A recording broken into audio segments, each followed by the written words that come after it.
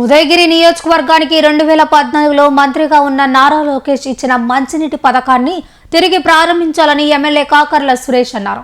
ఆయన శాసనసభ్యులు ప్రశ్నోత్తరాల సమయంలో మాట్లాడారు. ఈ సందర్భంగా ఆయన మాట్లాడుతూ ఈ పథకాన్ని తిరిగి ప్రారంభించాలని డిమాండ్ చేశారు. కాకర్ల సురేష్ గారు. ధన్యవాదాలు అధ్యక్ష. ఇది ఉదయగిరి నియోజకవర్గంలో ఉన్న 30,000 పేద కుటుంబాలకు సంబంధించిన డ్రింకింగ్ వాటర్ సమస్య అధ్యక్ష.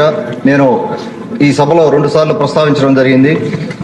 2014-19 మధ్యలో ఎన్టీఆర్ సుజల స్కీమ్ కింద 14 మండలాలు అంటే ఉదయగిరి నియోజకవర్గం, ఆత్మకూరు, కావలి.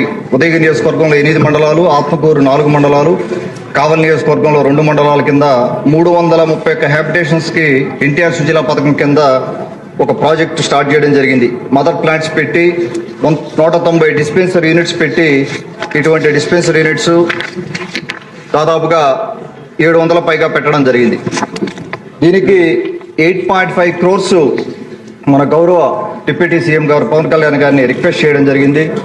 దాని గురించి ప్రోగ్రెస్ లేదు అధ్యక్ష. అది ఒక్కసారి మన పవన్ కళ్యాణ్ గారికి ఒకసారి గుర్తు చేసి మనం ఈ ప్రాజెక్ట్ ని రిపేర్ చేసి ముందుకు తీసుకెళ్దామా, లేకపోతే డీకమిషన్ చేసి ఇక్కడ ఉన్న మెటీరియల్ అన్ని కూడా, ఇన్ఫ్రాస్ట్రక్చర్ అన్ని కూడా మనం సేల్ చేయడమా, లేకపోతే ఆక్షన్ వేసి ఆ వచ్చిన డబ్బుతో ఆరో ప్లాంట్ పెట్టి వెళ్లాల్సిన అవసరం ఉంది. చాలా ఇబ్బంది ఉంది అధ్యక్ష. ఉదయగిరి నియోజకవర్గంలో ఆరో ప్లాంట్ల కోసం అని చెప్పి రిక్వెస్ట్లు కంటిన్యూగా వస్తూనే ఉన్నాయి. దాదాపుగా 30,000 కుటుంబాలకి సంబంధించిన సమస్య. దీనికి జేజీఎం ద్వారా సోమశల నీళ్లు వచ్చే మార్గం కూడా చూడమని గౌరవ ముఖ్యమంత్రి శ్రీ నారా చంద్రబాబు నాయుడు గారిని వారికి కూడా విజ్ఞప్తి చేస్తా ఉన్నాను.